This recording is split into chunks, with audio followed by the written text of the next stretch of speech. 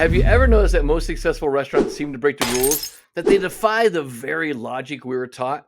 Now, it's not a coincidence. Today, we're going to dive deep into the heart of the industry to uncover the three restaurant paradoxes. Now, you might believe that you know how things work exactly in this business, but I'm telling you, by the end of this video, you're going to realize that everything that you thought was up might just be upside down. So stick around and let's really unravel the mystery. Hey, Donald Burns, the restaurant coach, author of the Your Restaurant Sucks trilogy and creator of the Restaurant Coach Method. Now, there are many paradoxes in restaurants, and I've discussed a lot of them in my latest book, Your Restaurant Culture Sucks. Now, such is the need for that we need outstanding service and we need also outstanding food. Another paradox is the need for culinary talent and the need for business skills. Now, it's easy to hire someone with a great resume. It's easy to hire someone who can learn the menu. It's easy to hire someone with some experience. However, that experience can really be a double-edged sword. Experience is a great teacher, no doubt about that. The problem is that many people learn the wrong lessons. They learn bad habits. And here's the thing, they don't know how to undo those habits and learn it the right way. And when it comes to the culinary side of the house, experience is a requirement. I mean, you want to make sure your chef has been trained by someone who knows what the hell they're doing and hasn't been learning how to cook from watching tons of episodes of Top Chef. But having a chef that knows the business side, that's a little bit different.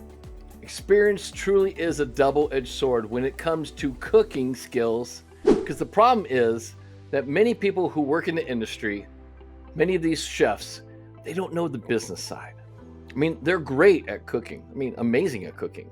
And then there's tons of servers that are great at selling, but they don't understand the concepts of overhead, profit, cash flow. And if you're a chef, you must understand the business side. If you're a restaurant owner, now you probably know the hospitality side, but again, you need to know the numbers side. You need to know the business side. This is where the paradox comes in. The restaurant industry is filled with people who have outstanding skills and outstanding talent. I mean, there are amazing, amazing chefs and great restaurant operators out there. The problem is that too many outstanding people get stuck in their own comfort zone. They don't take the time to really learn the other side of their skill sets.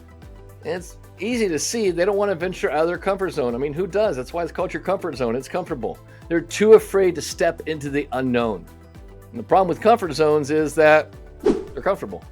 Here's the thing, you don't grow in your comfort zone. You don't become better in your comfort zone. You don't become outstanding in a comfort zone.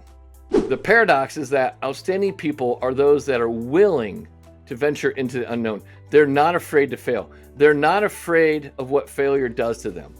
Here's the thing you want to remember. Failure doesn't really do anything to you. It's how you react to failure that's important. So let's talk about three paradoxes that are holding restaurants stuck in complacency. Number one, the paradox of hiring. Oh, the paradox of hiring is one that you really need to know, and you want to be able to articulate it clearly to other people. Most restaurant managers and owners, they don't know what they want in a new hire. I mean, they have a general idea of what they don't want in a new hire. I mean, they're looking for something, a little bit of this, a little bit of that. Hashtag write this shit down. You get what you focus on. If you're looking for the perfect person, you're going to be in search of that person for a very, very long time. If you're looking for someone with the right personality and the right skill set, you might be able to find someone a little bit easier. Here's the thing you want to remember. Personality always trumps skill sets and experience. Right now, just think about the person you're in a relationship with. You're either on the side of love or you're on the side of fear. You either focus on what you have or what you don't have. When it comes to hiring, most restaurant owners and managers, they do this thing. They focus on what they don't want. They focus on skill sets. They focus on experience. They focus on the gaps in the resume. The best way to hire is to focus on what you really do want. What you want is someone who has the right personality, around 51%. And then 49% is skill set. And it's not easy to find someone who has both. It's kind of like looking for a needle in a haystack. However, it's far better to look for a needle in a haystack than to look for a haystack among the needles. Number two, the paradox of training. The paradox of training is that you must have standards and you must be able to communicate those standards to your team. Too many restaurant owners and managers have a very hard time establishing standards, communicating them, and holding the team accountable. They just kind of think that their staff should know what to do. And they also think that their staff should know how to do it. You need to wake up and smell the tequila. Everyone is an employee. Everyone starts somewhere. Everyone needs to know what is expected of them and also how to do it with clarity and confidence. If you want to be outstanding, you need to train your team to be outstanding. You need to train your guests to be outstanding. You need to train yourself to be outstanding. Remember, you're the one who controls your own training. You're the one who creates your own standards. You're the one who sets your goals. You're the only person who you can control. And number 3, the paradox of leadership. Oh, the paradox of leadership is that you have to be strong and yet vulnerable. Most restaurant owners and managers get this paradox completely confused. They think that the way to be a leader is to be tough and be really stern. Think of like Hell's Kitchen. They think that being the leader means being the alpha male or the alpha female in the room. It's a bunch of bullshit.